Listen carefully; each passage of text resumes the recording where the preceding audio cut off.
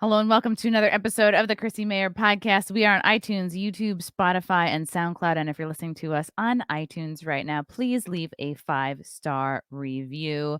I'm so excited about. I'm actually taping my first stand-up comedy album.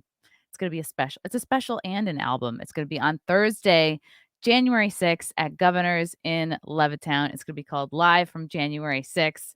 I'm going to talk about my experience there, plus all of my jokes from like the last 10 years of doing stand up. I'm really excited to shoot this special. I tried to shoot an album about 3 years ago. Then my mom died, so I kind of put a pin in it. So I'm really excited to be doing that now. Get tickets on my website, or you can go to the Governor's Comedy Club website. I think it's govs.govs.com. Especially, I wanna see you if you're from Long Island, Rockville Center. Did you go to Southside High School? If you're from, like, any little segment of my past, I would love to see you guys there. This is gonna be just an absolute great time. And then I got a few more dates after that as well. I know I'm gonna be in Danbury, Connecticut, I think on January 14th. Then I'm constantly adding dates. March, I'll be heading to Savannah, Georgia. I think March 20th, I'll be at Side Splitters in Tampa. So definitely gonna be going back to Florida in 2022. Definitely gonna be going back to Texas in 2022. Definitely Dallas. Just came back from Dallas a couple days ago. We had great shows. It was me, Aaron Berg, Anthony Cumia. We tore the roof off the place. Is that what people say? Tore the roof off? I don't know. People laughed a lot. It was great. Cumia did like 22 minutes of stand up. It like blew me away. That guy's so freaking funny. I have shirts for sale. Go to tpublic.com and you can get the Make America Great Again shirt. I also have I have yourself a Mayor Christmas. There might be still time to get that for Christmas. You know, if you do a little rush order, got every color, every size, even if you are an Arkansas medium, which I learned is actually a double XL because I was in Arkansas. And they're not small over there. I'll keep it at that. Also, guys, check out my hot sauce. I have a hot sauce. I'm teaming up with Silk City Hot Sauce. This is called Nightmare. Go to levinskystopshelf.com. Use promo code CMP. You're going to get a few dollars off. It's $10, but I think you get a few dollars off with the promo code. So check it out. Really good on eggs. It's just delicious. And I'm on the cover. Why wouldn't you want that? All right. T-shirts, dates, sauce. Time to bring in our guest. I am so excited. I feel like our paths have been hovering around each other for months now, and I'm just so excited that she is here today. We're kind of like similar. We're kind of like we do similar things in similar worlds. She is the host of Kermit and Friends, a podcast with like an incredible cult following. We're gonna get into all things. Welcome to the show, Elisa Jordana. Hi. I'm putting you on the other side. You Thank know, you. I've gotten used to being on a certain side of StreamYard, and I know Yeah. it's weird. Like, and I also know that when the chat flies by on YouTube, I'd rather have it be covering my face than yours. I didn't know that would cover anybody's face. This is Yeah. my first time on someone else's StreamYard, and it's very interesting. It's a whole other perspective where I feel like I don't know what's going on. That makes two of us. Yeah. And we were just talking about before we went live about our dogs, and Elisa was worried that maybe her dog had COVID, but I I don't think really hope. dogs get COVID. I haven't heard. Maybe one in 2020 there was some kind of like propaganda article about look at him. He's like, "Oh, Does hello." he look well? I don't know. Does he look well? He looks like he's being held in a way that like he's not sure what to do with his body. Oh my goodness. Yeah. We're under the weather over here. Yeah, everybody's getting the Omicron. All my vaccinated friends are getting Omicron. Apparently, Yeah. it's all throughout New York City. They've shut down Broadway. I guess people have shut down their offices. They sent people back remotely again. But are you based in New York?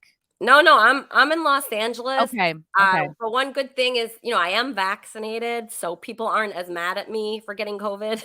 So I feel like True. people are nicer about it. But they immediately ask me, if I'm vaccinated after they find out I have COVID? And I hate that question. Even though I am vaccinated, it's such an offensive question. Oh, right, because you currently have COVID I have COVID right at now. at Yeah. the moment. Yeah. Props to you. Props to Elisa for doing a podcast while having COVID. I also did podcasting while I had COVID back You in did? September. Yeah, Wow. because I didn't want to appear to be, like, slacking. I guess I was lucky to have a mild case. I had, like, a few days of body aches, which I attributed to, like, working out for the first time in a while, and I also thought that they were, like, I was PMSing, that it was, like, cramps. And then I had a cough for a while. And I remember being like, "Oh, I don't want people to think I have COVID." So I just was pounding the cough drops and drinking a lot of honey with tea.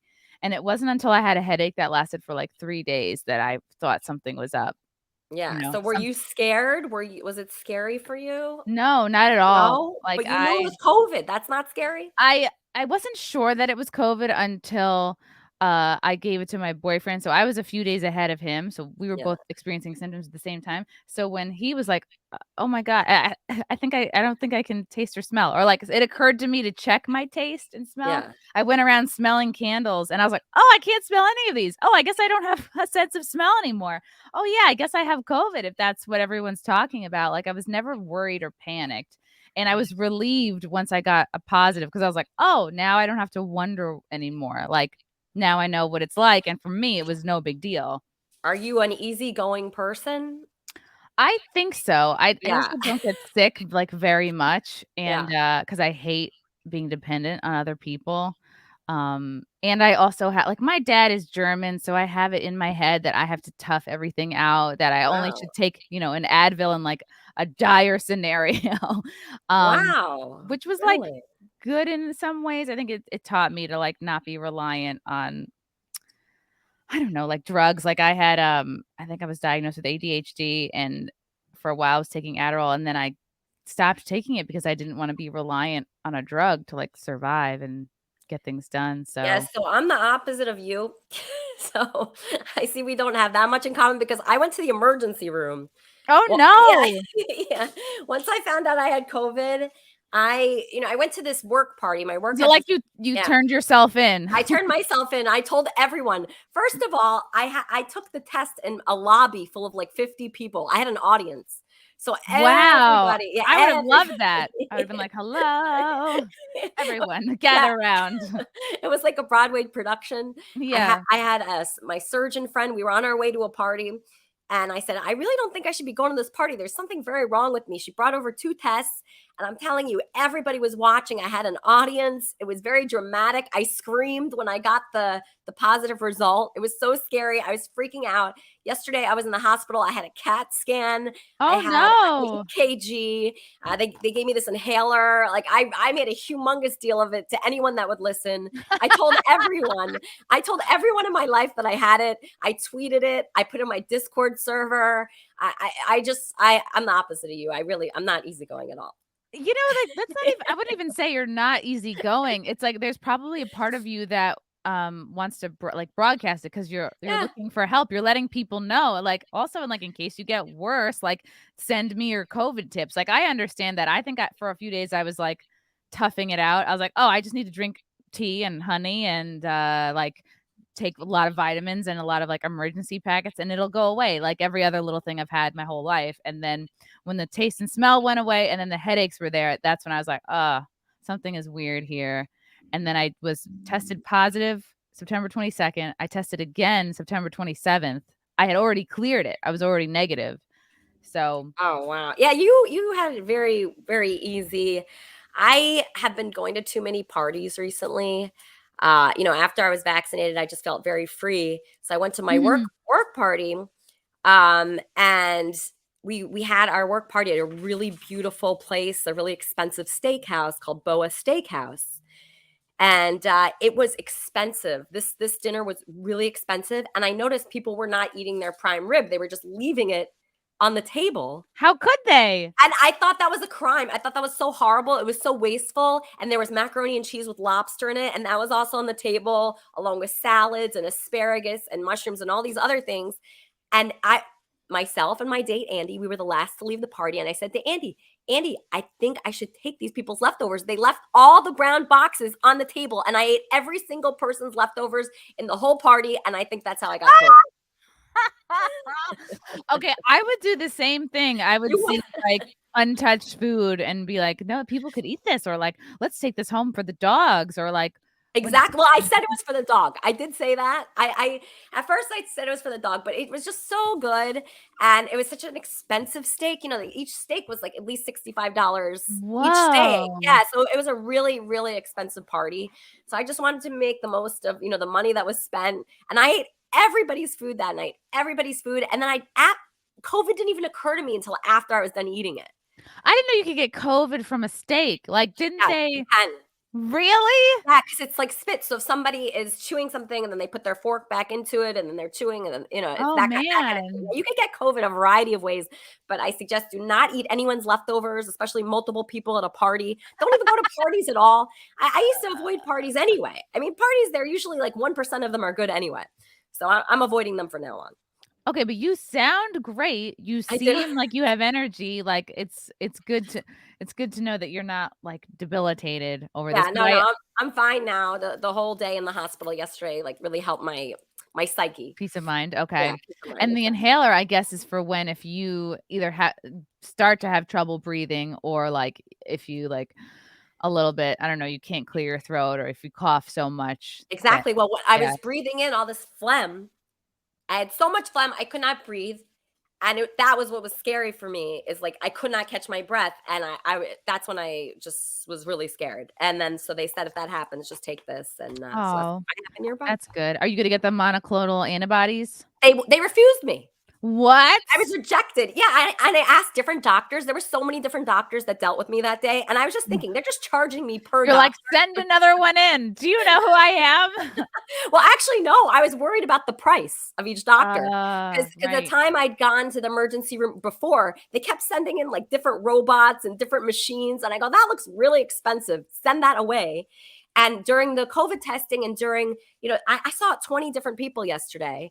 I had a CAT Wow. scan. I mean, I don't know if you've ever had a CAT scan before, but it's a huge, I don't think I expensive have. looking machine. It looks like a spaceship. So I was calculating how much the spaceship is going to Uh, cost me. And so I think they just keep sending in things that are just one more expensive than the next. And so, no, I wasn't thrilled at the amount. And I don't even know who the doctor was. Nobody said I'm the doctor. I don't know what these people's roles were. But there was a really nice guy named Dion. Shout And out to Dion. yeah, Dion, that was the only good person Is I he met. black? He sounds like a hot black guy. He was a hot black guy. And I thank God for him.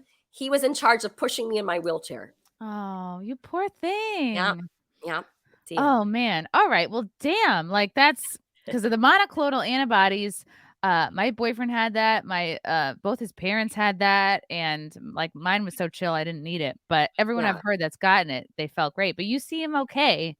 I'm fine. I'm all right. All right. I'm still alive right now. Hopefully, I don't Yeah. drop dead soon. I think I'm okay. It was just the fear. I have a lot of fear. I have a lot of anxiety. Well, I who yeah can blame you? That's everything in our culture is training us to be deathly afraid of this thing. We just had Biden come out and say the unvaccinated should buckle up for a winter full of death and overwhelming hospitals. It's crazy. Like you can't go yeah yeah. like I that. mean, that's a frightening statement. Yeah, he's Yeah. trying to scare people for sure. But I'm glad you're good. I think you're gonna Thank be you. fine. Yeah. You Thank you look so much. great, which is the I most had so important. much makeup. So much makeup went into today.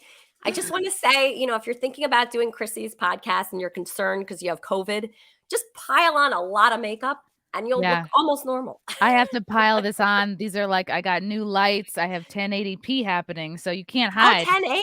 You can't hide from 1080p. Oh. Yeah, 1080. I wanna get the 1080. I'm only at 720. Do you have a separate webcam, I have a separate attached? webcam. Oh, Yeah. okay.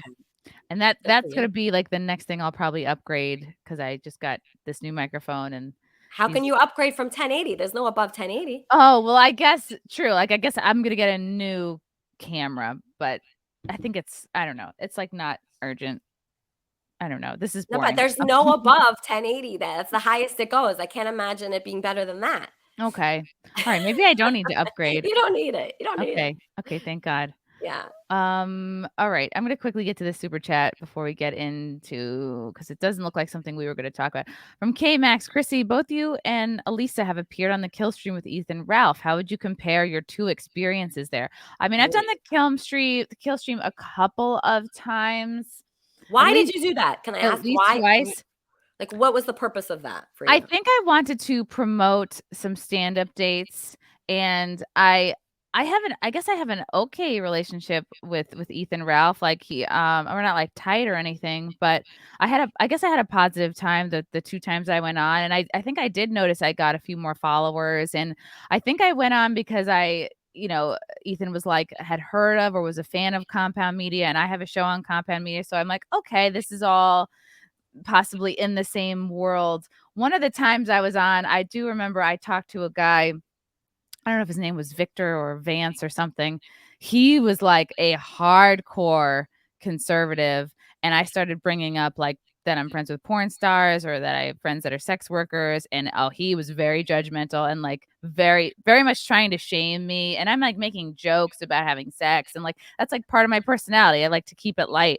But this guy was like so serious and he was not humored by me.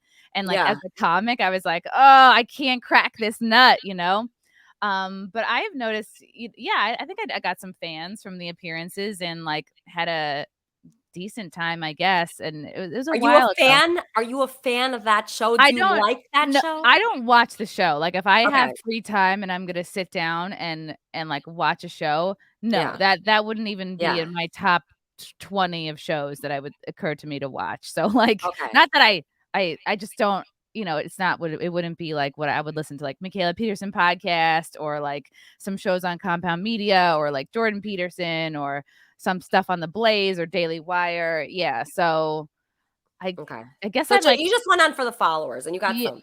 yeah. Did you have a bad time? I did. I had a very bad time. Oh So I no. think I was on twice. I think the first time I had a good time because he came on Kermit and Friends and he was so wonderful on there. And he was really professional. He had a great setup. He spoke well. I thought to myself, I need more people like this to come on my show. And he was terrific. And then I went on there, it was fine. And then he invited me there another time and he put me on with this guy that was so hateful. And there was just no humor I to wonder it. if it was the same guy as me. It's his name is Beardson. I see that in Okay. the chat. Okay. He just hates women. Wow. That's Uh, this other guy too for me. I'm just yeah, he hated women, and it's really hard to argue with someone like that. So, he just had no good points. He was just really, really bitter and hateful. And after all these years of doing this, you would think I would know how to deal with someone like that. same. And I Yeah. still don't. I Oh, still I don't know how was to deal with trying someone to like that. charm my way out of it. Yeah, you can't. I was trying to like flirt with this guy and like I Yeah, was being cute. I'm so lovable. You know what I mean? Like, and exactly, the fact that exactly. I couldn't get through to this guy and like of course like in any show you do you're gonna have haters. Like it's always possible. You're always have people in the chat, and like I'm dumb because I like sometimes watch the chat, and then people like, oh, she's a dumb girl, da da da, insults, like misogynistic comments. Sure, fine, and I can Yeah, handle that because that's life. That's called being on the internet. right. I think what bothered me is that I wasn't able to like charm or turn this person and like have them see my sense of humor. Like they were just very judgmental, which made it not fun for me. But I'm not gonna say like that was the worst experience ever. It just was like, okay, it felt like a tough cookie. Yeah, it was really tough for me. I didn't enjoy that. It felt like a challenge, so I like challenges. And I don't know if I would like do that again, something like Yeah. that. But you never know when it's going to be that. Right. Because it's not like, oh, Yeah. here's the plan. We're going to have this guy on who is like the opposite of you on all these things. Yeah. Yeah, like I've been on, many radio shows and podcasts and sometimes, it's going great and then the person comes at you with something where you feel like they hate you. And Yeah. it comes out of nowhere and you cannot control that. You don't, you're not in charge of editing. It's not your show. So you just don't know. It's just a risk you have to take and you have to be willing for it to go bad. That's it, and just be fine with that. Yeah. It's like, would I be like dying to go back? Maybe if it was just me and Ethan, who I Yeah, like. yeah, exactly. But if Exactly. I'm gonna be thrown to it's not like I can't stand up for myself or prove my point, but it's like, maybe I would because I feel like I have enough confidence again, but if it's like it has to be an hour or 2 hours, like having a fight with somebody, maybe not. Yeah, it's not that fun. Yeah. The fights that I've had with people, I mean, they can be fun, but that kind of fight, just like a women hater, basher type guy, I just feel like there's nothing that good can come out of that. Yeah, So, how can that be fun? Like, they say their points, they always, like, loop back to their same points, um, like, "Oh, you're trash if you have sex with anybody before marriage," like and oh, I that's can hang what they were saying? a little bit, like, yeah, like women's only value is, like, in their virginity, and God, it was so long ago, and Wow, that's insane. I mean, I my can't believe even one person talks like that. I do such a good job of blocking out bad experiences, probably because how I was raised, but I get over stuff so quickly just because, and then I'll be like, "Oh, yeah, that shitty thing happened." I had totally put it out of my mind, but to me, the overall vibe was like, yeah, misogynistic and, like, really not humored by me, which that part hurt the most because I'm just so charming. Wait, how did your childhood prepare you for that, Ethan Ralph thing? Were you, like, abusive No, with I know. I say that in a way that makes me sound abused, but, like my parents didn't really I don't know, not that even, like, it was rough per se, but it's just, like, we didn't have a lot of money, and, like, I kind of grew up feeling like the things I wanted didn't really matter, like, and who knows, this might be, like, raised by boomers thing or, like, the way like, my dad was a German immigrant, like, pr I think anybody, like, how you're raised is, like, it's ultimately gonna be a trickle down result of whatever your parents' unresolved issues are, right? So, like, my dad's dad was in a cult, was in a Mooney cult, and, like, Huh. divorced my dad's mom, my grandma, at a time where, like, people weren't really getting divorced, and, like, gave a lot of the family's money to this Mooney cult. Like, the Moonies, they're a real thing, you can look them up. Wow. You can look it up, it's crazy. Oh, look at my horrible Arkansas manicure already peeling off. My nails are really bad too. But so wait, So so they he gave the money to a cult. Was your family wealthy before that? No, God, no, my mom did not work. I don't know what my grandfather did, I never met the guy, and my grandma, Oma, like, she's German or Austrian or whatever, so, like, I didn't see her too often, like, it was more my mother's side that I was closer to, but anyway, the point is I think my dad's issues were, like, he was really angry at his dad because instead of putting him in Boy Scouts or something, he was, like, giving money to the Moonies and then Yeah. divorced his mother and participated in, like, a mass wedding, like, married some random Asian lady in a mass wedding. A So, mass wedding. yeah, Wow. it's Okay, a so there's wild been story. so are people, like, in your family, they're kind of, like, resentful of that?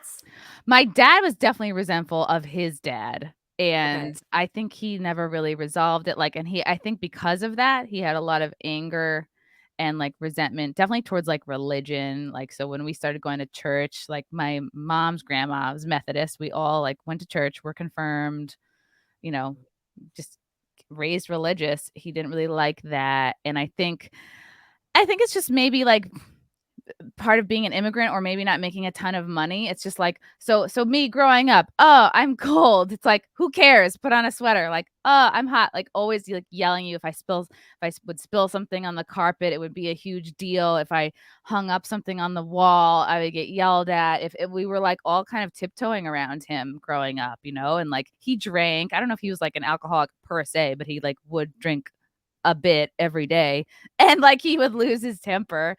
Um like, yeah, I got spanked. He threw a chair at me once. He missed, but, like, it scared the shit out of me, and I was 8 years old. Did your mom So, step in?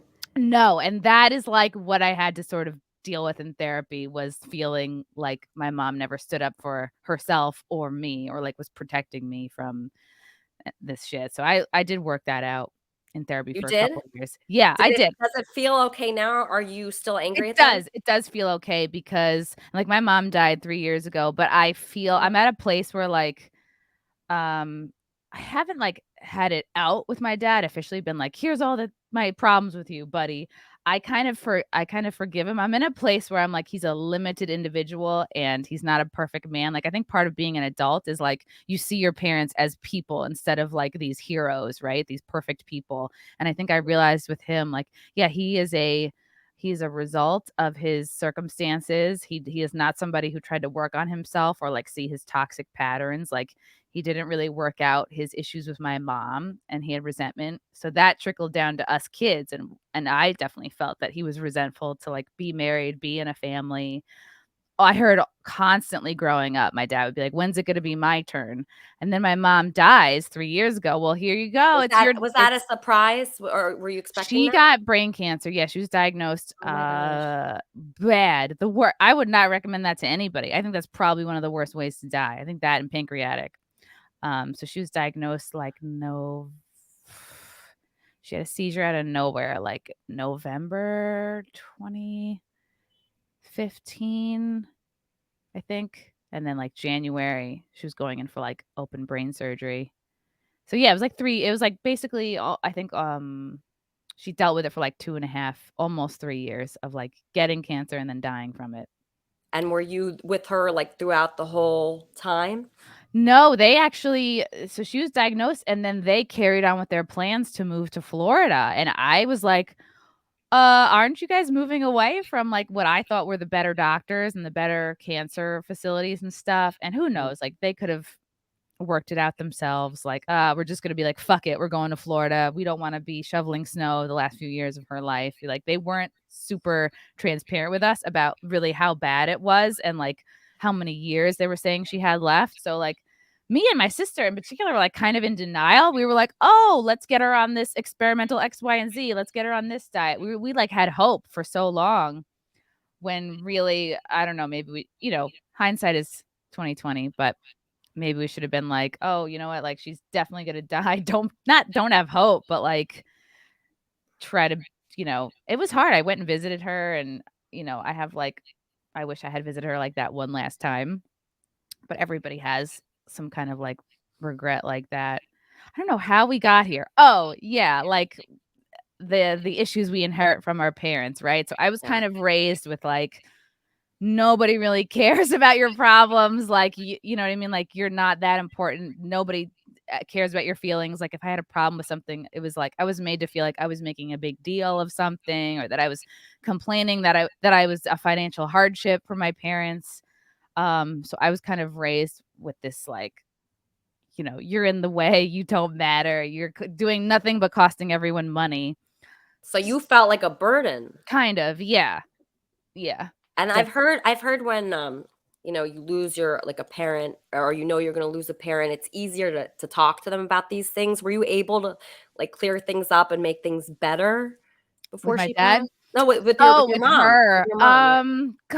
God, like, the times I visited her when she was still good, it would just be, like, regular times. We would do what we love to do together. Like, she loved to go to the pool. We would, like, hang out in the pool. Like, I remember one time when she was, like, kind of getting too weak to swim, I would sort of, like, hold her, like a fireman would hold you, and I'd sort of, like, walk her Wow. down the lap lanes, and, like, we would still laugh and have fun, and we'd still drink our pina coladas and, like, talk shit and make fun of people, like, um, so we definitely it was only from, like, I think April to August, that was when she started to go downhill and then finally died beginning of August.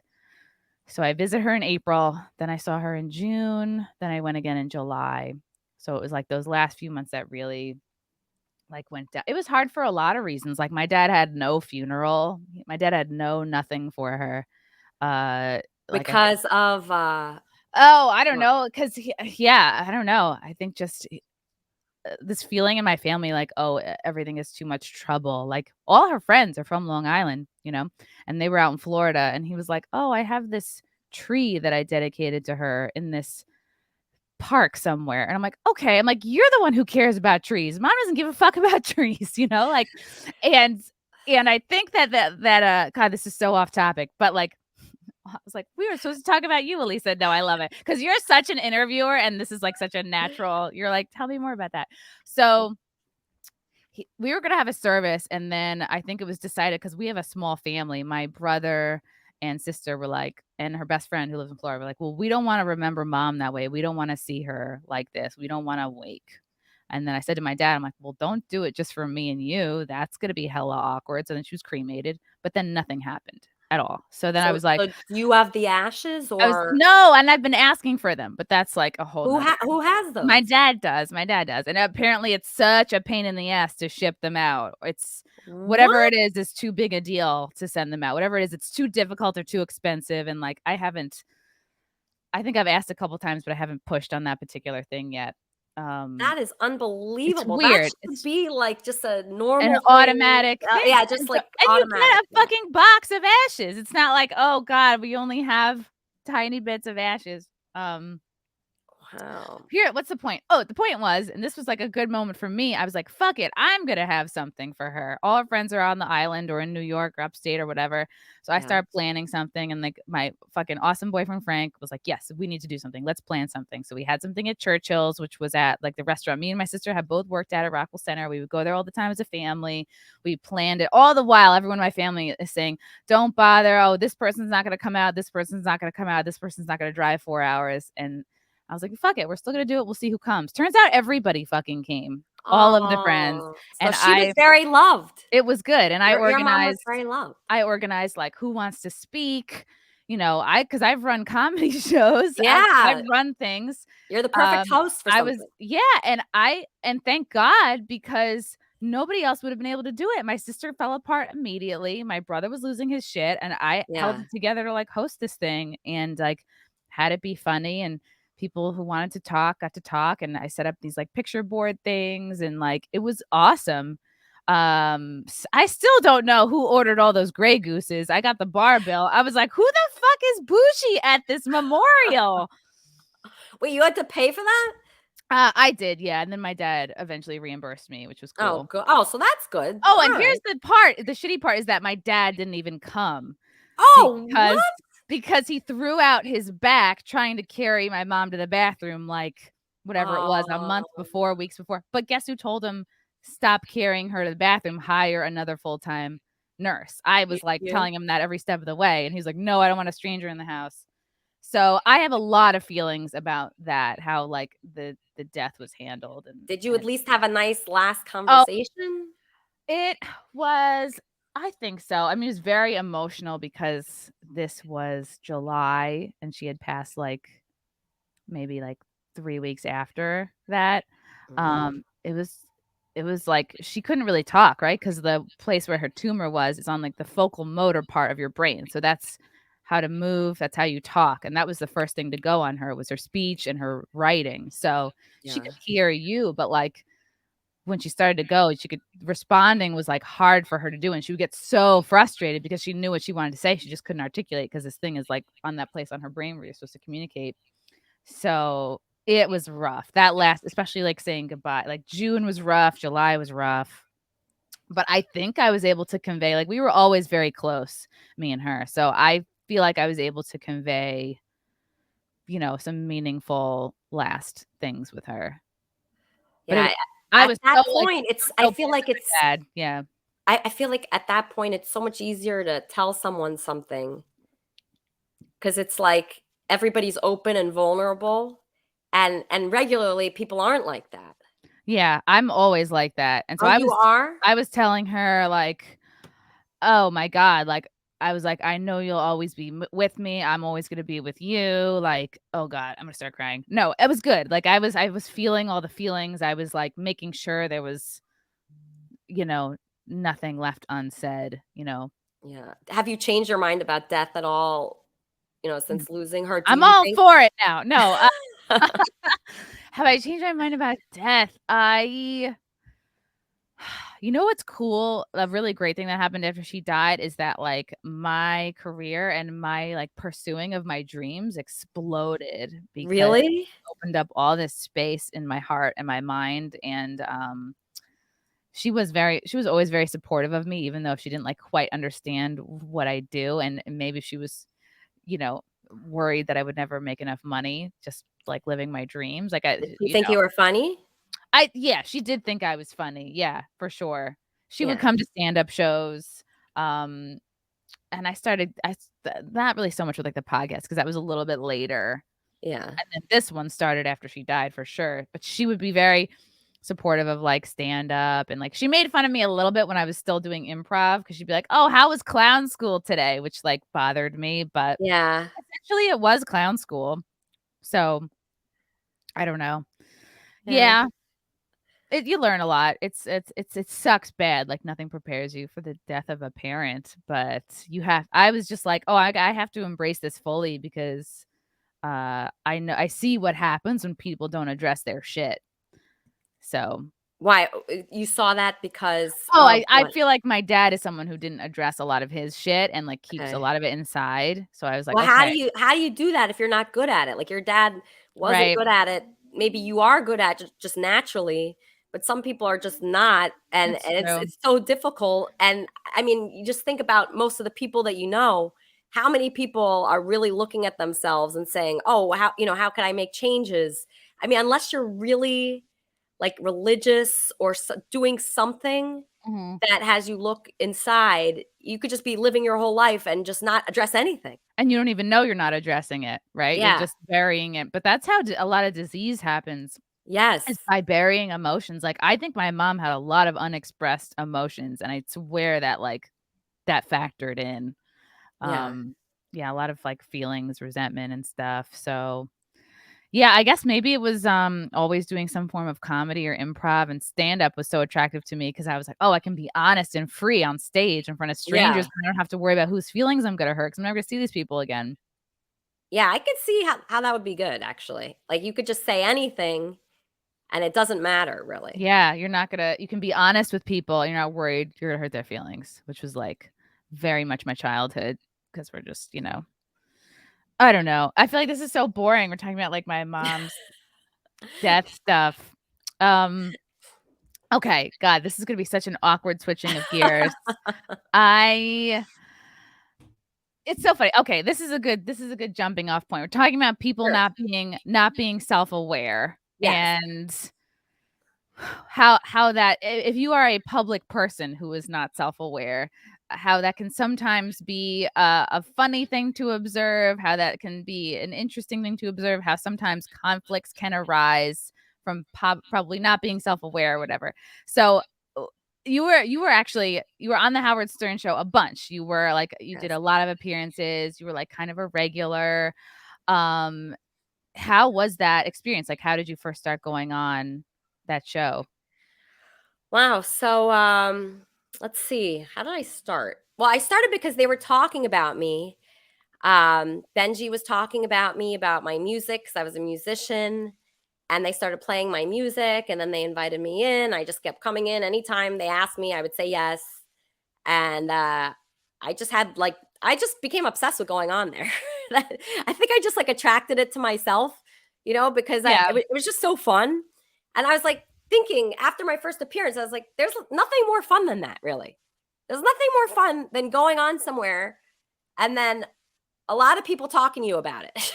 yeah, Because people would reach out to me and and speaking of self aware, I mean, if I wasn't self aware then, you'd be forced to be self aware because people will tell you what's wrong with you immediately. People will yeah, tell you, what they like about you, what they don't like about you. Oh, you're this, you're that, and you just have to figure out, where that person's coming from. But I mean, I loved going on Howard Stern. It was one of the more fun things I've done in my life. yeah. Yeah. I mean, It I was recommend it for anyone. I recommend it to a friend. Yeah, I would. And it was from there that you started dating one of the writers on Howard Stern, Benjy. Was that connection, like, there right away from that Yeah, first so experience? so Benji is like the nicest person I've ever met in my life, like by far. He is so unbelievably nice, and I'm still friends with Benji. I still hang out with Benji, and he said that he wanted to marry me immediately, almost immediately after we met. Wow, that's Yeah, so flattering. it really was, and no one had asked me to marry them before that, and actually, no one's asked me after, which is kind of sad. Are you married? You're not married, right? No, not yet. Oh, okay, okay. Yeah, no one asked me before, and no one asked me after. He was the only actually, no, sorry, Andy asked me. Sorry, I Oh, forgot. right, That's okay. bad. That's bad that I forgot that. But yeah, but just 2 people in my whole life, So by Andy, I'm sorry, Benji, they're so similar. It's like crazy, by the way. But by Benji asking me that, I was just so thrilled. I was like, this is it. I don't have to be in the dating scene anymore. I was on dating apps for years and years. I was on Tinder, I was on JDate, I was on Match.com. I was logged in everywhere at all times. I was just so thrilled that I found this guy, that he was funny. We had a lot in common. We were funny together. We created songs together. We were collaborating together. At one point, we were working together. It was just so unbelievably fun to have someone like that. And I will never have just a regular guy in my life that I'm not collaborating with, because that's so boring to me. If somebody wants to date me, you got to be on Kermit and Friends. That's just it. If you're not on Kermit and Friends, we're not dating. That's just the rule. That's awesome. And yeah, I want to be involved in what they're doing. I want them to be involved in what I'm doing. And that's just it. And that's what was great about Benjy. We just had so much in common in that way. And, after that, it went kind of downhill. Oh, God. Oh, no, the Rona. It gets bad sometimes. And I'm asking you to do so much talking. But everyone listening is going to get antibodies, which is good. Yeah, no, but you can't get antibodies. I couldn't get antibodies. It depends on what state you're in. Right. I meant not antibodies for like you. Like everyone's gonna feel your droplets. They'll exactly be immune. Perfect. Wouldn't that be great? Then a lot more people will be watching. But Benjy, like he asked me to marry him. I was so excited. I really wanted to marry him. He was the one, and then he just kind of like lost interest in me. The more like I gained interest in him. And I see that with a lot of guys. And I didn't know any games back then like I know now, because now I'm in sales. So I don't know if you know this about me, but I sell commodities. Ooh, what's a commodity? So it's investments. So anything that's an investment, you can invest in like real estate, gold, silver, stocks, whatever. Okay. Anyway, so now I know a lot about the sales game, which is very similar to dating, which I wish I would have played on Benjy when I first met him. I wouldn't have gone all in. I moved in with him after like 2 weeks. Oh, no. That's like lesbians move in that quickly. Exactly. So I moved with him way too fast, and he saw like all the sides of me, you were excited. I totally get that. Like, and you're feeling all this validation and love, and that's like peak. The hormones, all the feel good hormones are coursing through. You're probably like banging all the time. Like, actually, yes, we were having sex like 6 times a day. 6. I can't even wrap my head around that right now. I can't even like begin to think of how I did that. But I did that. And I did it because I just love that situation so much. I was so happy that I had someone all the time that would be around and that was supportive of me, and he wanted me to do well. And he just like loved me so much. And I just, that's it. That was it for me. But then after that sex, I'm sure it wasn't that good. With you? Are you kidding? Come on, look at you. Even with COVID, you're an 11. Thank you. Oh, really? A COVID 11? That's pretty good. Yes. Not a 19, an 11. Wow. COVID 11. Nice. COVID 11. I'm going to write that down. Like more than a 10. I mean, I don't know if all guys are like this, but I mean, Benjy's the nicest guy kind of possible, right? But I think guys, they just like get sick of that. Like, I think I gave it in too much. I was too, like, I was kind of like a doormat. I just did whatever. And I was that too. You were, I did it when I didn't want to, when I wasn't in the mood. And so like, I think that was, then he started to see me in a different way, and he just became disgusted with me. But then you know what? Like, whoever your person is going to be is not going to be disgusted with you, even if they see everything about you. Oh, he saw everything. But I feel that so much. Like, there's this beginning of dating, really the first year, or even sometimes after that, where you feel like you have to use tactics or like play them a little, or like, because I feel like it's so easy for women to like just give all their power away and I do that immediately in their hands. Yeah, and it so sucks. Right about that. You're so right about that. So I gave all my power away. So ordinarily, when I'm trying to like seduce someone or get them to like me, I'll wear makeup all night. When I go to sleep, and then they'll see me in makeup in the morning. Like a Stepford wife, you wake up and you're like, I'm ready to go. Exactly.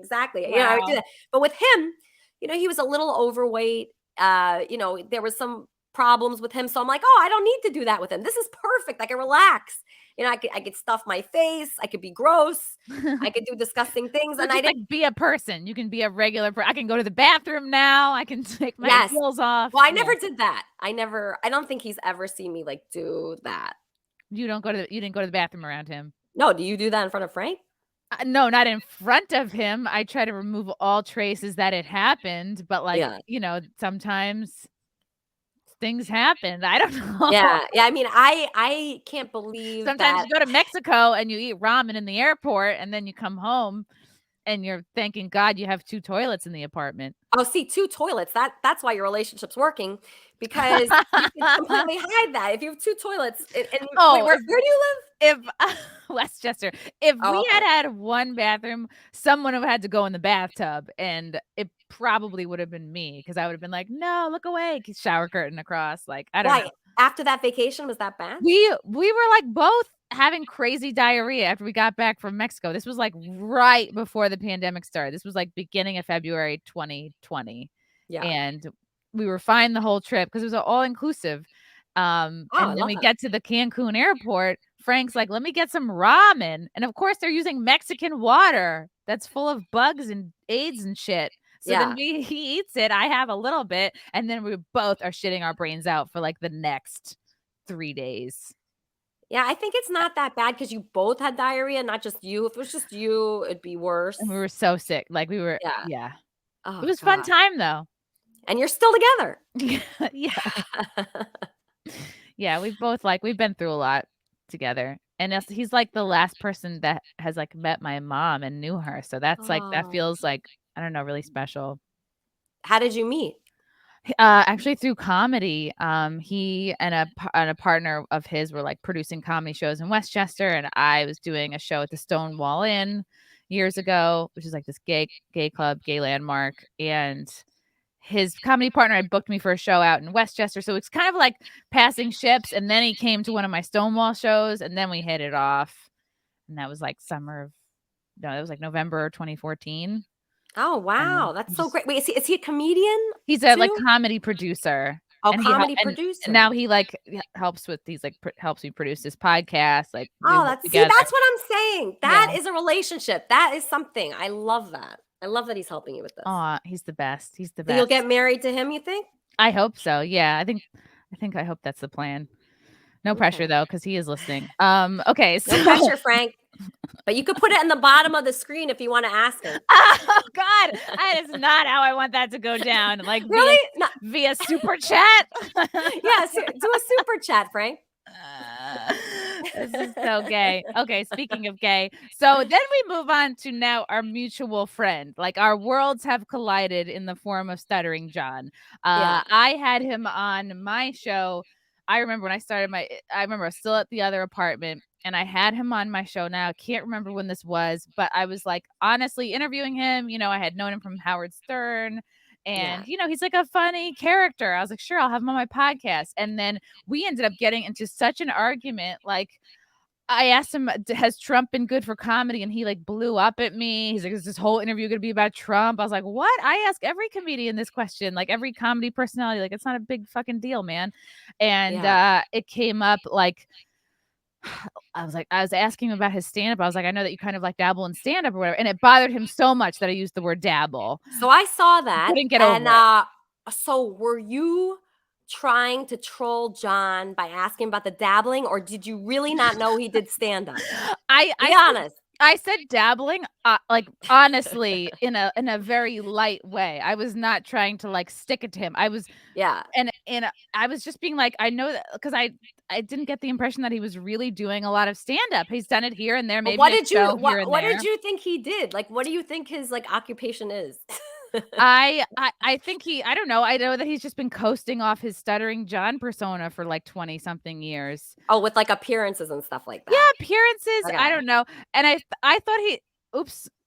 Oops, my volume. Okay, because you know what? I'm familiar with, like, Jeremy Piven. He got famous a different way and then went into stand-up.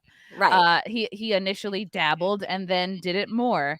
So Okay. I meant it purely like, oh, no one knows Stuttering John just for his stand-up. They know him from Howard Stern, Yeah. whatever.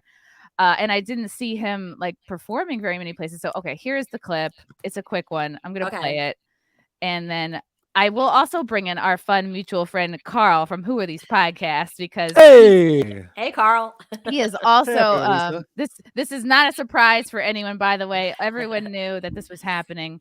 Yes. Here is the clip of me triggering Stuttering John.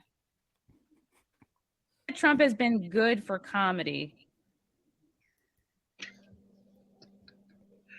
And he's frozen, by the way. Is this whole interview going to be about Trump? His camera's frozen. If you really don't want to talk about it, I just figured. And he's drunk. I thought you had done. I thought you had dabbled occasionally in stand-up, so that's why I brought that up. I dabbled occasionally, really.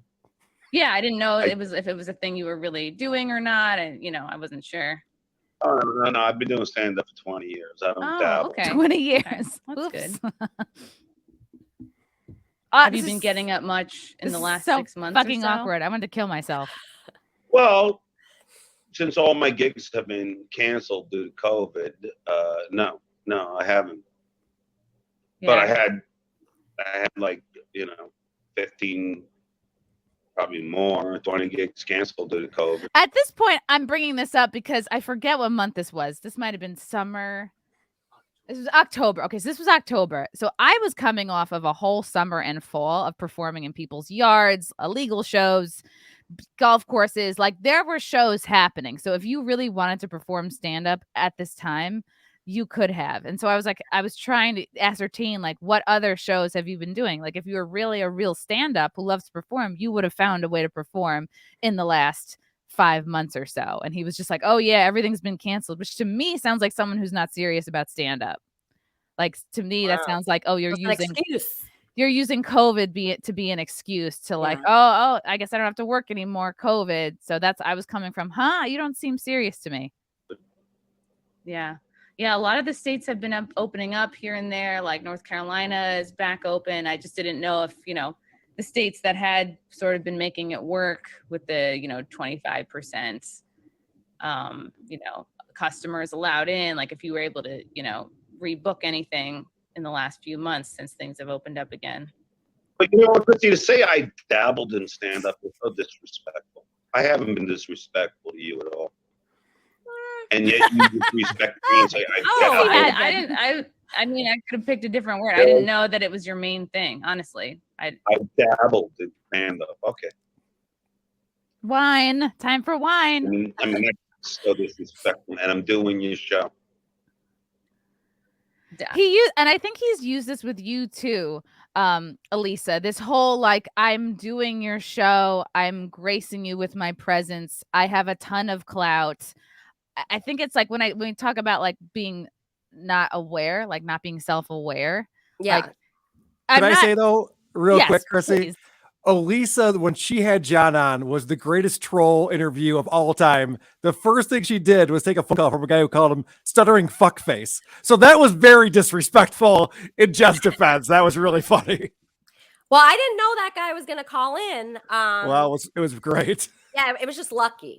But yeah, I wasn't trying to troll John. I really just wanted to have a nice interview with him. I'm sure Chrissy also wanted that. Yeah, I wanted that so badly. Yeah, me too. So we probably just had good intentions, but it just went wrong. But really, it went right because John is funniest in this kind of situation where he's very defensive and he just gets upset. And it's very sad because he blocked me from Twitter. He blocked my my phone number, and we were kind of friends. And before I did interview him, we went to dinner with a few people, and he's just been very mean since the interview. And I really am sad about that because I wanted it to go well. I had good intentions. And with Elisa, like Stuttering John was being a douchebag all the while, I think, trying to hook up with you. Trying to like mac it. And like, I think at the end of my interview with him, he's like, oh, if you're in LA, we should get drinks sometime. And I'm like, no, I went after what just happened. Were you here? Did you not hear what just happened? Did you not hear this podcast that we both did together? Where I was like, you can see the sheer terror in my eyes. Like, even though he's frozen and I can't see his face, I'm like, all I'm doing is tiptoeing and trying not to piss him up furthermore. He dabbles in hitting on women. I don't know if you knew that. He is more than a dabbler, clearly. And just the fact that he doesn't realize, like, he thinks he has so much clout and he's such a big fucking deal. He can be a douchebag and still hit on people and still go, I have a chance, I think. Now, I hate being yelled at. Yeah, you're right. Elisa, have you told Chrissy what actually brought this interview on, what you had to do in order to get him on your show? No. I don't think I did. So John said he would not come on my show unless I went to dinner with him. Okay. Well, first it was hiking, but I could not imagine doing that hike. So I said, "What about dinner?" And then he was upset because I invited multiple people to the dinner. Hiking? He doesn't hike. Look at him. Does he know. own a backpack? Does he own sneakers? Well, he knows that I hike, Okay. so that's why he mentioned the hiking. You should take a hike. Yeah, but yeah. So he said if I went to dinner with him, he would do the interview, and then he tried to get out of it on that day by saying he had to do fantasy football. Yeah. And I can't even believe God. that's like the worst excuse. That's what he said at the end of my podcast too. He's like, how much longer is this going to go on? I have fantasy football. I was like, oh, please don't let me keep you any longer. Yeah. He was drafting his team in the middle of the interview with Elisa. For the first 15 minutes, he's picking out his defense and his special teams. It was so disrespectful. Like what? This idea that people think a certain level of fame affords them, they can be rude, they can be checked out, they can be, I don't know. I guess they get away with it for years, and people are kissing their ass all the time. No, John's just an idiot. Are you kidding me? John just doesn't know any better. No one's ever kissed his ass. Well, people do. You'd be surprised, actually. I wouldn't be surprised. You know, the really big Howard Stern fans, I had people that were excited to meet him. I had several events that he was at, and people are excited to meet him.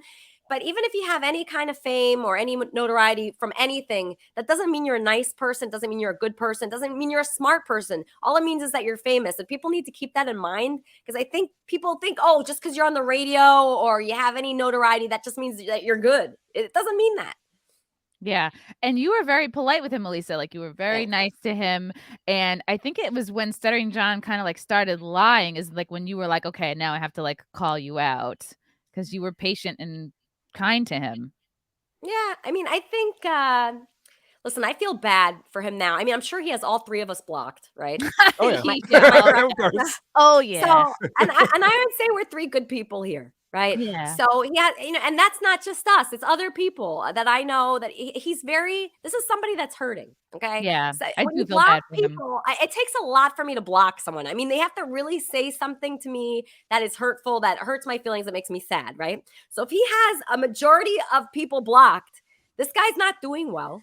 Okay. So what we need to do is just, I mean, I can't reach out to him, neither can any of you. But if there's anybody out there, just reach out to John, say that we were talking about him today and that we would like to talk to him again. I'd love to have him on my show. Oh my God. Yeah, let's do a reunion. Can I just say, I just want to say, I do not feel bad for John. I am keeping him relevant. I swear to God, that is the most popular segment of our show now, is the Stuttering John stuff. People go and check out his show just to talk about it on our show. And Chrissy, I'm sure you've seen this. There's a subreddit called Dabblers Anonymous. It's the best. It is the best subreddit on all of Reddit, and it's thanks to you, obviously, the Dabblers. Oh, and let's finish this clip, because I think the cherry on top is coming soon. I honestly don't know the extent to which you do stand up. I mean, isn't that the point of an interview? Is like, oh, you can correct me if I'm wrong. I was like, just tell me you're wrong. I'm wrong. In stand up. You can't let it go. I don't know. I don't know how much stand up you do, John. It was just an honest thing. Play all over. Say I dabbled in stand up. Come on, come on. So you're more than a dabbler. That's fine. I wanted to kill myself at this point. It's okay. I've been wrong. It's fine. I was like, what can I really not a big deal, to make to turn you probably this person? didn't know that I did stand up. It's okay. It's, you know, we're not like that's what an interview is. I have PTSD from this interview. This is a great interview. Well, you seem to be pretty schooled and everything else, so you would think that you've seen that I can do stand-up. Because we had it was great. The first hour of this interview, or whatever, 45 minutes. Oh, it's Howard Stern stuff. It's his wheelhouse. It's his glory days. It's the shit he likes to talk about. But you bring it to the now, the dabbling, stand-up. Oh, that's when things get sticky. Well, that's the thing. Is like, I wanted to. Comedian, you should be able to roll with something like that. Like, turn that into a joke.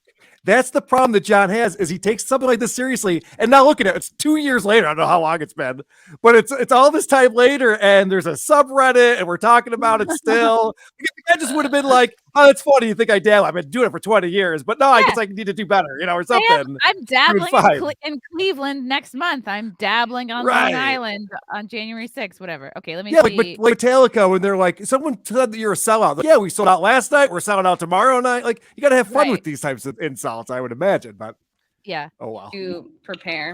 So I feel like there was never going to be enough wine for this. I don't know all there is to know about Stuttering John. So hence the interview. I can't. So I guess, all right. So you don't want to talk about just Trump silence. anymore. No, I'll talk about him, but I don't know why. I mean, I didn't know this was going to be a political, Oh discussion. no, that was not my goal either. Oh, all right. I've talked with a bunch of other comedians. It's coming. Some people say he has been great for comedy. Some people think the Trump jokes are getting a little tired. It's a question that I was asking without it being like a triggering, political thing. Of you, as a comedian, you're a comedian, right? Yes, I dabble. That was wonderful. fantastic. Wow, Absolutely wonderful. I have a hard time Fantastic. watching that.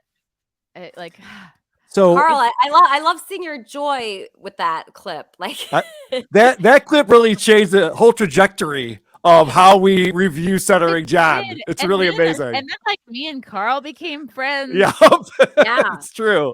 Mutual So- hatred of John. Perfect. So, Elisa, a couple of things I want to talk to you about. First off, Yeah. I can't believe you said no one's asked you to marry them since Benjy. I just heard you on Drew and Mike. I thought you and Andy were back on. No, I forgot. I don't know how. I have COVID. I have COVID right now, so Fair I enough. She currently has COVID. Fair I enough. currently have COVID, so I forgot. But yeah, Andy and I are technically engaged, and it's his birthday today. So happy birthday, Andy! Happy birthday, Andy. Yeah. The other thing I wanted to ask you about, and Chrissie as well, do you know this new show John's doing now? It's What's Bugging Me About Hollywood. Are there No. literally bugs in it from his apartment? The funny part is that the opening graphic for it has bugs crawling over his face. That some guy from the Tonight Show did it for him, and I don't think that the guy knew that we goof on him for that. So he was trying to explain it away. He was going, they say I have cockroaches. That was just that one day that I had the cockroach. Sure, they were just there that one day and then they went away. But he's doing a Hollywood gossipy show. It's like a Entertainment Channel Has it been style on show. yet?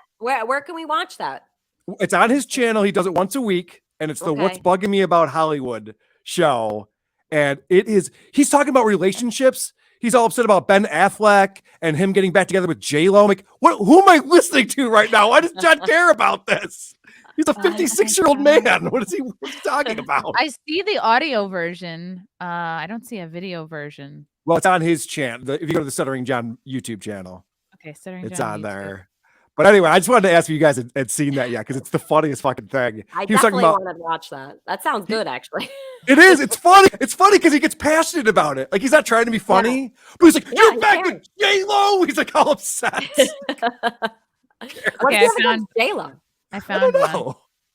I'm Let's not see, sure let's- what his angle is on it, to be honest with you. And then he had another episode that was all about award shows, and he was talking about how all of the award shows suck. It's like, this is not good entertainment. Oh yeah, watch this intro thing. This is so funny. When it gets to the end of the intro, Oh so God, generic. he's got his PayPal right here. Oh yeah, In a world where dabblers can dabble. notice he just found a bunch of images on the internet. This is distracting having this here. Remember that?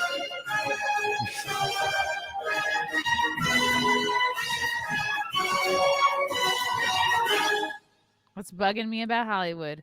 Look at this right here. I love that part. The bugs are coming out of his mouth. Ew. Ew, and then they're going back into his mouth.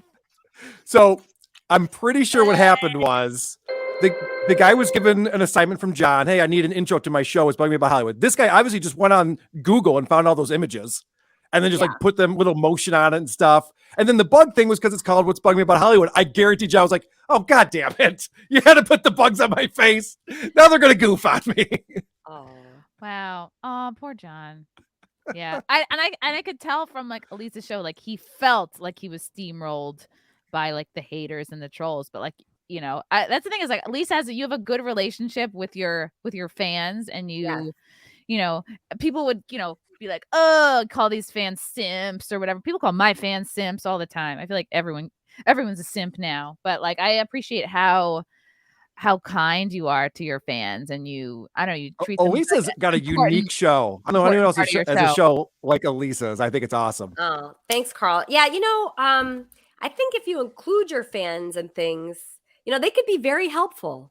So that John intro doesn't surprise me. I bet just a fan sent that to him. He probably didn't even ask for it. He said it was a guy from the Tonight Show he used to work with who made it. Oh, he did. Oh, okay. Oh, Yeah. really? That worked on the Tonight Show? Yeah, yeah. If you I were don't think he on put. the Tonight Show, it should have been better than that. I know. I don't think he put a lot of time into it. Maybe somebody in the audience of the Tonight Show. He probably did it. He probably did it on his phone while he was like taking a shit or something. Here you go, John. There's no way like a professional person at all would do that. But yeah, so I've had fans, you know, make things like that for me, graphics, artwork. I had a fan book me on the Heather McDonald podcast, and I'm like a huge fan of hers. So I've had people be really, really helpful. And, you know, I have my Discord server with all my fans in there. So yeah, I mean, they could do a lot of things for you and take a lot of work away from you, which is, I don't want to do anything. Like, I don't want to be booking guests. I was so impressed actually with Chrissie, how like she knew I had COVID and she still booked me here. That's good. Well, you were the one that said like, oh, I could do. You're like, I don't have the energy for a Simcast, because Simcast is like a bunch of girls. Okay, I saw that Simcast. Like, that is like the opposite of what I can do. Like, I would think on a Simcast. Like, first of all, it's like 4 hot chicks, right? Well, hello, you're hot. No, but like, what would I do on that? Like, what do you guys do? I didn't understand it really. Okay, Max, You're nailing it. Will we be able to see Elisa on a future Simpcast? How soon can we have No. the Simpcast? The next Simpcast is Sunday, by the way. I wouldn't feel comfortable on that Simpcast. Like, I looked at it and I was like, oh my God, I'm not like, I'm under the weather. There's just no way. Oh. But what is it? Is it you just find like 4 hot chicks? I just like collect girlfriends from the internet, and we talk about simps or like funny fan interactions, funny fan moments, or if somebody's like, oh, send me your feet, like gross random messages. Yeah. But do you get that? Do you get that, Chrissie? Or no, not as many as I would like, if I'm being totally honest. I could use some more inappropriate messages. And especially on Instagram, because Frank can see those too, and then we can laugh together. So yeah. Chrissie, can I tell you something? Yes. So you and Zia put up that photo of yourselves a couple weeks ago. Oh yeah, your boobs are front and center. Exotica, yeah. Actually, when I looked you up, wait, Chrissie, when I looked you up on Reddit, I wasn't sure if this was a real Reddit for you. Have you ever seen yourself on Reddit? I try not to go there. Okay, because I was on like, Reddit. It scares me, but I know I need to go in there. It's like the woods, you know. You just have to go in. Yeah, so I went in because I was just curious, and it is a lot of porn on there. Under your Reddit, and I wasn't sure if that what? was you. I've never done that. There's people who think that there's this girl with red hair who has a big tattoo on her side, and Lauren Phillips, who I know, who I've had on the show. Yeah. Okay. No, it's not Lauren Phillips. She's tall and she's got big, like, totally different bodies, me and her. Okay. But she's cool. How do you spell that? I'm sorry. Is it Lauren with an O or Lauren Phillips? I think it's like no, but just look up Chrissie Mayr on the Chrissie Mayr porn, and you'll see it. I'm glad that people think I do porn. That's exciting. Well, anyway, someone on our show brought up that photo, and I've been seeing in our Discord and our subreddit people asking, hey, by the way, where's that photo that people were talking about on the show? So you're generating a lot of juice over here on WATP. Oh, you don't get a lot of creeps though. You're not like nobody's creeping you out. Nobody's being weird. Some like it was more when I was single, but I think having the same boyfriend for 7 years, like people end up getting the message that you're not like actively hunting for dick. Yeah.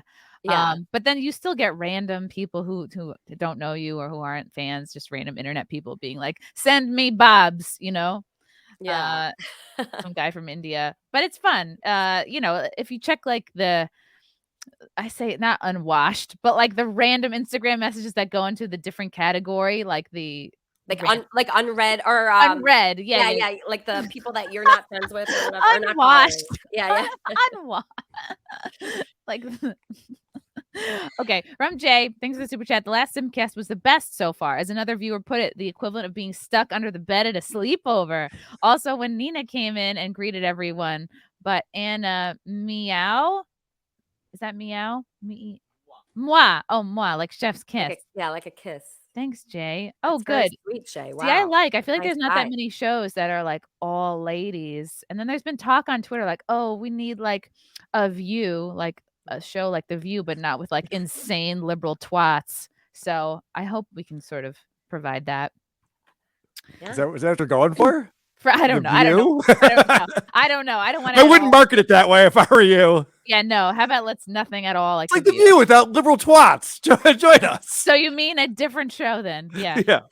From K-Max, I always heard from fan Reddits that Gary Delabate Baba Booey was the rudest Howard Stern staffer, not a nice man. You guys, impressions? I don't know. So I always thought he was really nice. I had really good dealings with him.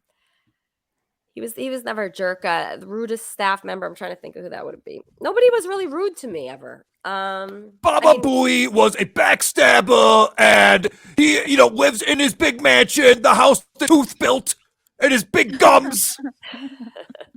John has a vendetta against Baba Booey. Yeah, he still talks shit. Carl, he's mad at the whole staff. I know. There's nobody on staff that he would like that currently works there. Notice he only likes people that left or got fired. Oh, yeah. Those are the people he likes. He doesn't like anybody that's doing well. So just keep that in mind. And that's also a good lesson for people, cheer for people that are doing well too. Yeah, it's also hilarious that you're still obsessed over something you haven't done since 2004. And you're still talking about, and in 1998, Baba Booey told Howard that it's like, all right, dude, let it go. It's fine. Yeah, I mean, people, I think about it this way. Some people are hung up on an old ex. Yep. Or Howard's his old ex. That's Correct. his ex that he can't get over, that he's still in love with, that's famous. I don't know if you guys ever had a famous ex that went on to, do things and get $1 billion on the radio. I did Andy Dick once, but other than that, no. No, but I'm just saying, like Howard, I'm sure he looks at him in the news and thinks, oh, that should have been me. That's where he's coming from. So it's very hard. Yeah. I love every minute of it. It's great. I love your joy for his sadness. Yeah, it really is the most fun I have. Why is that? Is there anybody else that comes close for you, Karl? Only Opie from Opie and Anthony. Oh, okay. What's up with that guy? Opie's also his career has plummeted, and for some reason he's floundered. Yeah, he resorts to these like sort of spinning Instagram videos. I don't know. He hasn't been able to rebrand and relaunch the way that Anthony Cumia has. Let me tell you what. Is that okay though? Like, is that okay? Why does he have to do something as big? If you've done something really, really big, right? So if you've done Howard Stern, Opie, and Anthony, there's not much higher that you can get. Hold on, though. Elisa, let me tell you what Opie is doing right now. Just be comfortable with peeking. Yeah, just peek and then go down. That's fine. Just give me a second to explain this, Elisa. Maybe it'll make sense to you. What Opie is doing right now is he's not paying for parking in his building because it's $800 a month and he wants to save the money. So what he does is 2 days a week, he has to move his car for the street sweeper that comes through and then repark his car. And it takes an hour and a half to do that. And he does a live video cast from his car waiting for the street sweeper. This is what Opie. This is Opie. Really funny. It's pathetic. It's so pathetic. Is it called a sweepcast? It should be. That'd be funnier. I was not aware of that. Yeah, and know why there's less than 100 people watching him, and then he puts it out as a podcast.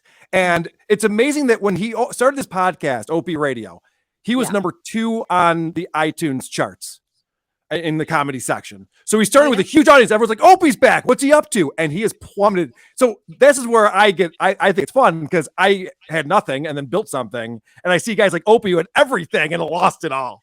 It's like you couldn't hold on to like a percentage of that audience. What are you doing? Yeah.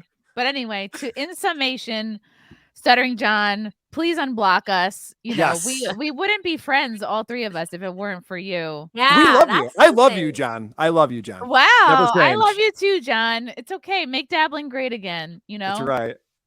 All right, Karl. Thank you so much for coming on. Thanks Thanks, for adding Karl. in your wisdom on this subject. Thanks and, for having me so much. And Elisa, hopefully someday I can come on Kermit Friends. I'd love to come on there. I would love to have you. It'd be great. And I was invited out before. I'm not doing a Stuttering John thing where I'm inviting myself on. We just got to coordinate a time. All right. Thanks, everyone. All right. Thanks, See ya. Karl. he'll What a go doll. he'll go hiking with you. What a doll. What a doll. I like Karl. You know, he's, you know. Do I like this camera angle better? Yeah, this is good. Okay. I like this. But you know, I like Karl. I really do. I think he's funny. He's so obsessed with Stuttering John.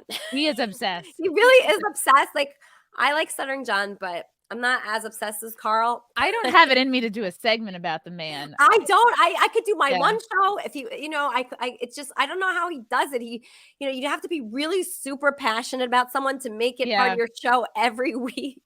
I think you have to be somebody. There's a type of personality, like we see this on Twitter, like people who Yeah. enjoy trolling, people who enjoy triggering, like whether Yeah. it's liberals or feminists or Yeah. people really into gaming. There's a certain type of personality that has someone's number, you know what I mean? Like, and they can just Yeah. sort of calculate, I know if I put this out there, it will set off this response and it Yeah. can regenerate content, and people But like, you're not a troll, Chrissy. I don't think you're a troll. no, I have No, enough. no. I don't have time. Like, I'm too tired and old to be a troll at this I can- point. I think I'd have to be like 21 to be a troll again. I can understand. He's like, okay, I can spin this guy like a top and for my own amusement, like a cat batting around a mouse. You know, like he knows what will happen. He knows what he'll do.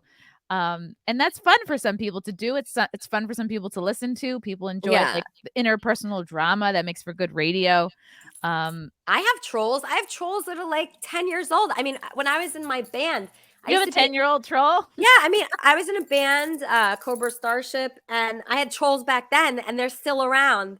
And I can't believe that they still want to troll me now. I just can't believe it, you know. But I just don't have that in me to troll for that, you know, any amount of time. Just too lazy.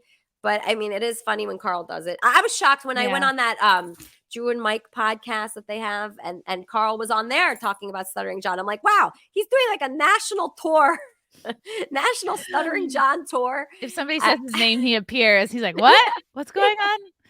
How did being in that, was that your first band? The one that you mentioned? How did that sort of, what was your journey from that to like where you are now with your music career? It was terrific. My first band, you know, had a record deal, Atlantic Records. Wow. We got to tour with Fall Out Boy, Gym Class Heroes. Holy shit. Yeah, Panic at the Disco, 30 Seconds to Mars with Jared Leto, just stadiums. I got to tour stadiums in my 20s. You look like a leading woman of a band. You know what I mean? I'm picturing you in like sparkly hot pants and you just kind of don't have time for anyone. And you're like, where's my fucking Avion? You know? That's where my life should be. I want to be the kind of person that doesn't have time for anyone. In fact, that's my like, dream too. Yeah, that's my dream. If I will have made it at any point in my life, it's that moment where I don't like, that's where Andy is. So Andy Dick.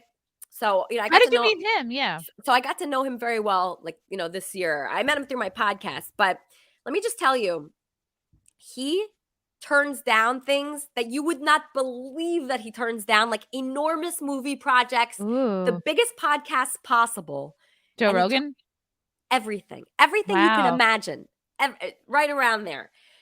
And he's just to be at that point where you don't have to give a fuck about anything, how big someone is. That's freedom right there. It's the most freedom I've ever seen anyone have. And, you know, he's like one of the #1 people on Cameo. Are you on Cameo?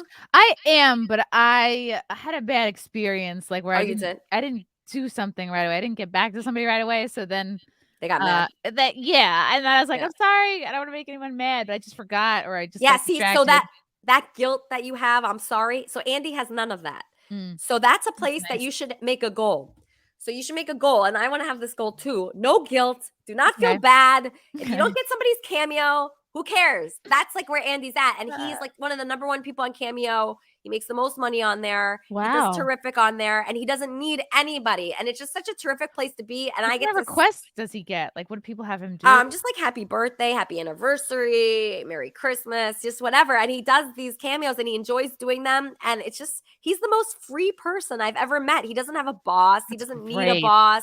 That's the dream. His lifestyle is incredible. He doesn't even need any money. We go somewhere. I took him to one of the most expensive restaurants in Santa Monica, right? Because I'm like, I just want to have a nice day with Andy. I want to take him somewhere nice. So we go to this beautiful Casa Del Mar. You could look it up. It's a hotel on the beach where you eat and you're right on the beach. So we go there. And I'm thinking, oh God, this is going to be an expensive meal. I was completely like willing to pay for it. But, he never has a credit card or anything, even though he makes all this money. What? Does he have a chip in his neck? Like, what is that? So I'll tell you what happened. So after our meal, I was fully intending on paying for that meal. The people 2 tables down pay for him. People just do it all the time. People recognize him and they pay for him because they want to just talk to him. And it was hundreds of dollars that meal. And then they kept ordering us more stuff. Does he know that this is going to happen? So he just shows up walletless and. Yeah, I mean, he doesn't ever have a wallet. He doesn't bring any money ever. A child can do that. Can walk around without a wallet, and other people pay for stuff. That's amazing. Yes, and that is his life. He turns down movies. I say, Andy, you should answer that call. You don't know who that's going to be. It's probably going to be somebody good because good people are calling him constantly, like movie stars, people you've heard of, like directors, everything. And he just doesn't feel like very needy for things. He never thinks like, oh, this is my last option or opportunity. And it's just a really good way to think of life in general. It's confidence, I think, is what he has. He has tremendous, he has big dick energy. He has a 9.5-inch penis. I don't know if that has anything to do with it. Yeah, he has 9.5 inches. Not only does he have a big dick, he has the energy as well. The big dick energy. Yeah, well, that's how you get the big dick energy, supposedly. It's these tall, skinny white boys. Right? Yeah, like Pete Davidson, everybody's wondering about him. I know exactly why, because he's just like Andy. They're exactly the same. Funny, nerdy in a cute way, and probably nice, and that big dick energy that all women like. No women like these needy losers. We don't like small dick energy. Yeah, like I know Andy could take me or leave me. Like if I never called him again, he'd be just fine. And that's sexy. Oh, but like you're so great. Don't you want to be needed a little bit? Yeah, I do want to be needed a little bit, but like, Andy, so here's like for instance of something that'll happen to Andy. So he'll take an Uber. So he's been banned from Uber and banned from Lyft from bad behavior. But somebody will order him an Uber, right?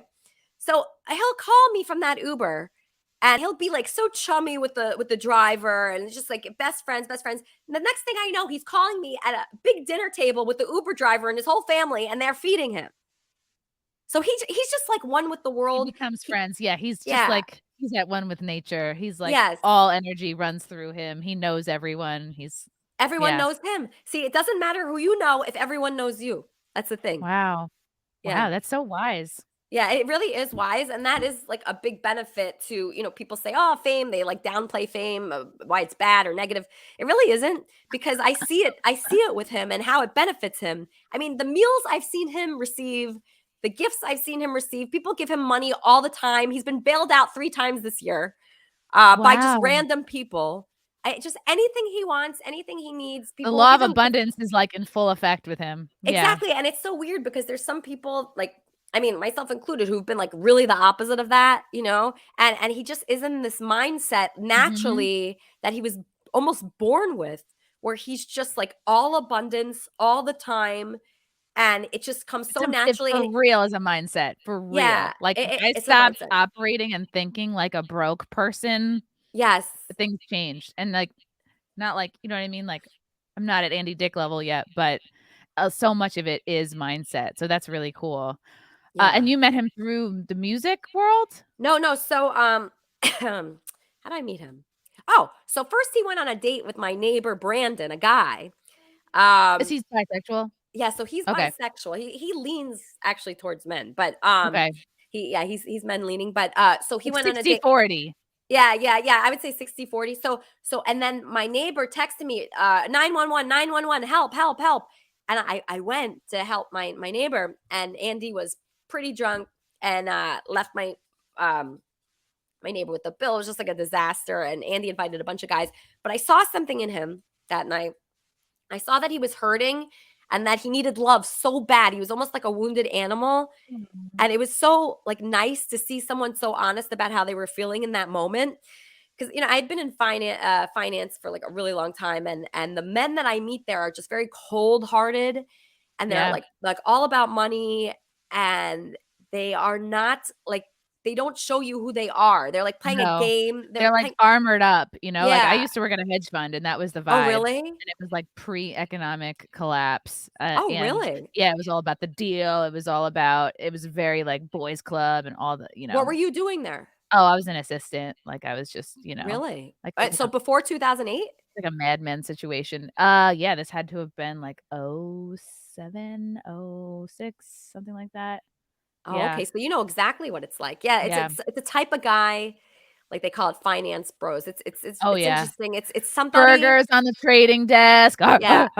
Yeah. Yeah. It's very much like that. Mhm. And so when I met Andy, it was just such a like stark contrast to what I was used to. Because I was like, oh, maybe I could date someone like in finance or one of these business types, but that just really is not me. So when I met Andy, and he was so sensitive. He was crying. He says, I want my life to be better. Wow. He has all these natural gifts. His What humor. year was this? It was like last year. Okay. Oh, wow. Yeah, Okay. yeah, it was last year. It was more I want to say like around this time probably. Oh. Yeah, so when I met him and he was crying and he has so many natural comedic gifts that I just appreciate so much because I met a lot of funny people in my life, but him, I mean, just constantly being funny, just not even trying at all. Wow. And then Okay. on top of that, the sensitivity, knowing he could be better, knowing he could do better, and just really being so vulnerable constantly. It was just so beautiful to me and so attractive. That's cool. Yeah, and then he asked me to marry him. I never even thought that he would ask me. I thought he definitely liked men better, but he saw something in me, and that, I mean, it's gonna sound cocky, but that makes me think he's like More very, about like it's the person. It's like he fell in love with you, the person. Yeah, he fell in love with me. He saw like who I was like right away. So I didn't have to like prove myself to him. He didn't know anything about what I'd done. You didn't have to do that game playing bullshit where you have to hide some of yourself or like, manage your power or something. Exactly. He didn't know me from like Howard Stern or from anything.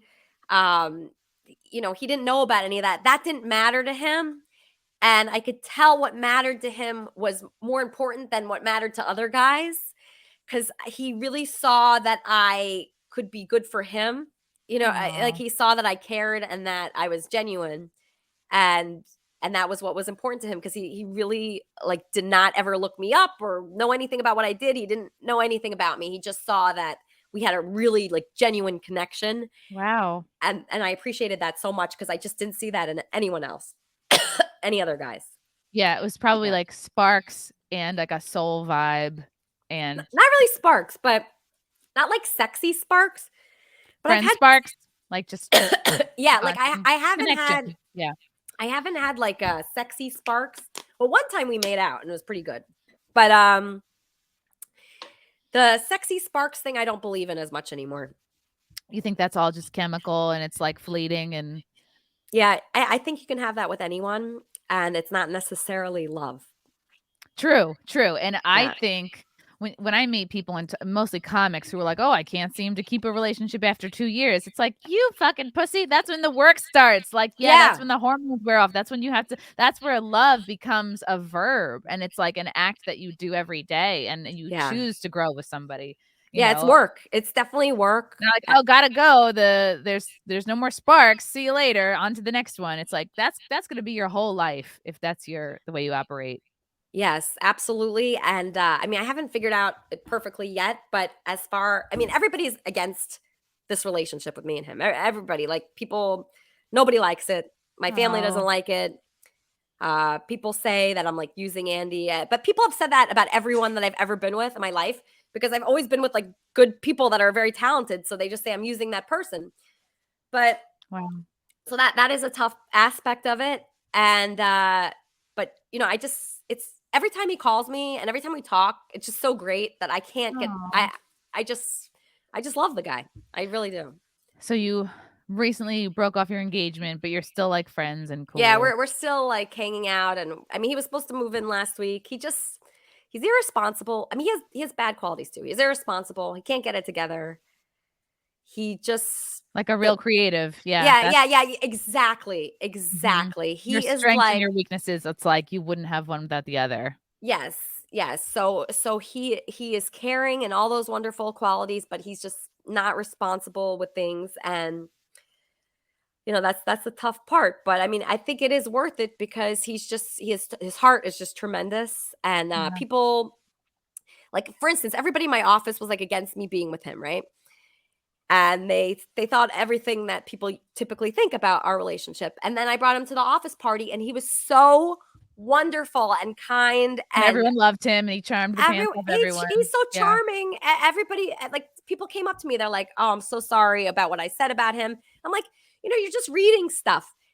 When they publish things in the news, they just try to get the most viewers. So no matter what they write, it's going to be the worst possible. It's never going to be something like, good about him. They have a narrative that they follow, and that they're trying to make money. So I just tell people, don't believe what you read. There's a lot more to the person than what is displayed. There's a lot more to him than what people know. I mean, he's just such a complex person, and that's the only downside of fame that I've actually seen, is that, they could paint a narrative of you that is negative, and then you get so much hate from it. And that is difficult.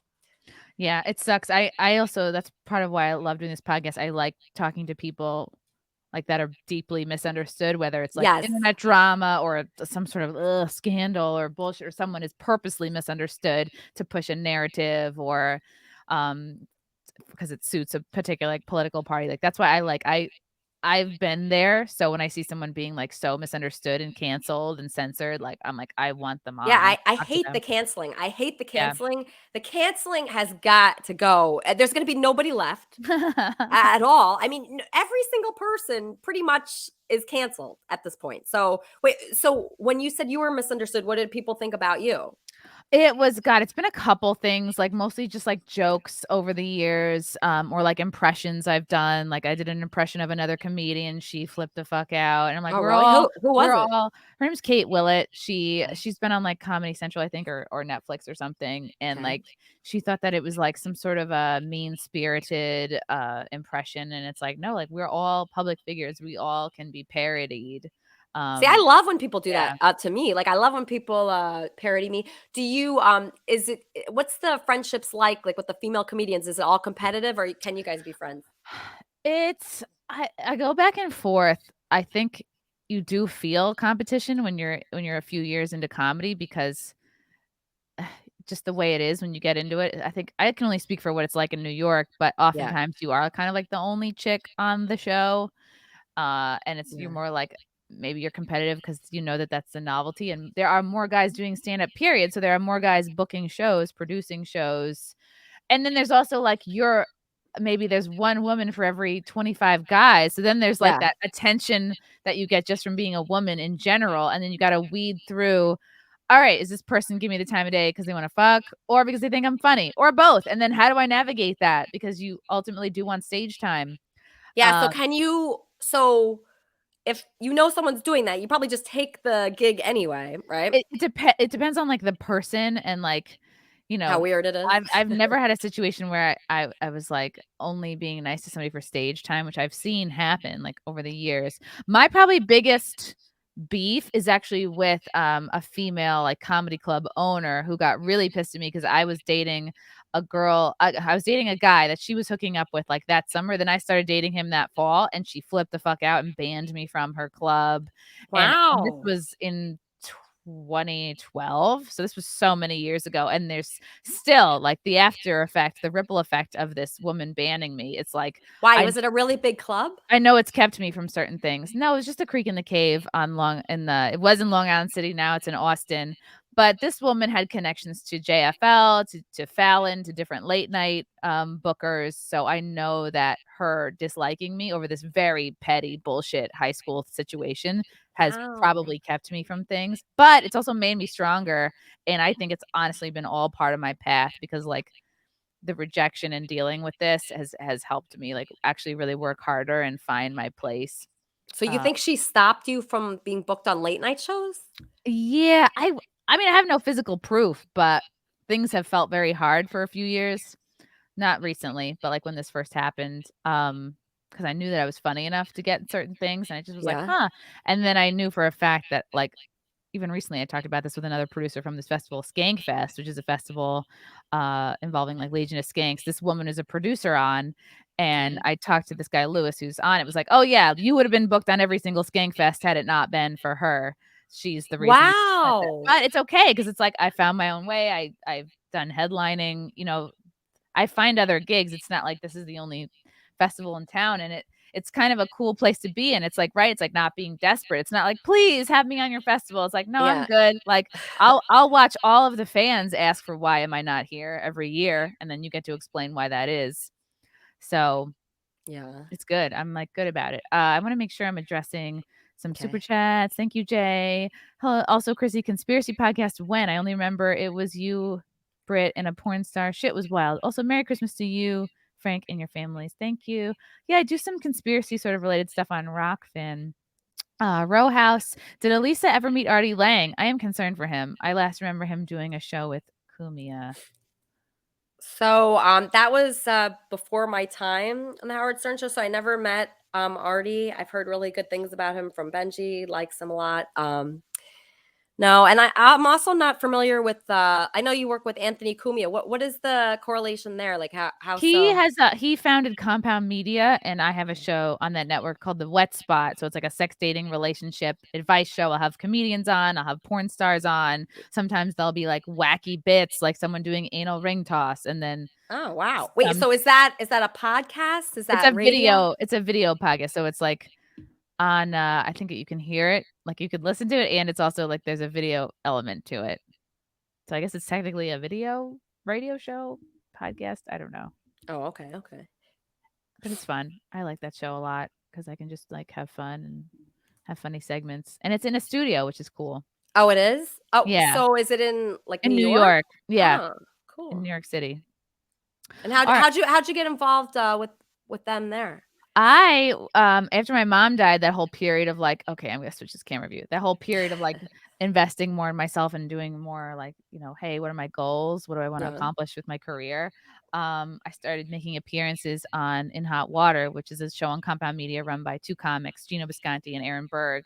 And I just started doing like funny bit characters, like a funny, like woman who got trapped in a clothing donation bin, like Greta Thunberg. Like I would show up in a wig and whatever. And that's when that impression of that girl who flipped out happened. So it was like all around that same time. Oh, wow. Okay. Yeah, like some would be great. The fans would go nuts. You can't make an impression of people. Like they get offended by that. She got really upset that like that show kept bringing her up because she was like a woke like Brooklyn comic. So hate those woke people. Our beliefs are sort of like opposed, and the fans were like, hey, because she walked off a show, and the fans were like, hey, what the fuck, why did you walk off a show? Why were you offended by this comment about Halloween costumes and appropriation? And then it just exploded into this whole mess. And then she sent a cease and desist to Compound Media, like everyone has to stop talking about her. It was like really out of control. So wow. So nobody can mention her? I mean, people I think we're technically not supposed to. Wow. Yeah, it's wild. Showbiz, baby. But the positive aspect is that I was doing characters. I was getting experience going on other shows too. And then I pitched The Wet Spot, and that came to be, I think like July of 2019. So I've been doing that show there for a couple of years now. Nice. Okay, one last super chat before we go. From K-Max, since one of you knows Howard Stern and one knows Anthony Cumia, do you think the two really do not like each other, or is this a radio feud thing? I have no idea. Like, I don't really even hear, or that I can recall, Anthony talk about Howard. Yeah, or vice versa. I don't know. Can't imagine. It might be a similar thing to like these women comedians not really supporting, maybe nobody likes the other person like that's doing the same thing. You think that's what it is? The competitiveness? Yeah, I think like people are competitive. Cumia has made more of an impact. I think Stern is more famous, but Cumia has like done more for free speech and I think like supporting comedians and like I don't know. But that's maybe I'm biased because I work with him. I do shows with him. I've seen like how good he is. He hasn't seemed to like change his tune or like evolve a different way, whereas Howard I feel like has become more like PC and having so do you Hillary think Clinton on. So I always hear that. That's something I always hear is like people are really upset that Howard has changed. And you're saying Anthony Cumia stayed the same. Do you think like that's a thing that people should be upset about? You know what? It's like, right? Like no one gets to determine the trajectory of someone's career. I think fans, I can understand they have expectations of someone when they fall in love with them. They're a certain way. They have a certain set of beliefs. And then maybe they do over time grow and change. I know that's how a lot of people feel about Amy Schumer. They came to be fans of her in a time when she was kind of like a guy's girl or like a comics comic or whatever. And then over time, for whatever reasons, who only she knows, changed. And then people go, oh, now she just talks about her vagina. Or, oh, now she's like too political or too liberal or whatever. But who is to say what's, only that person can decide where their career goes and what's right for them.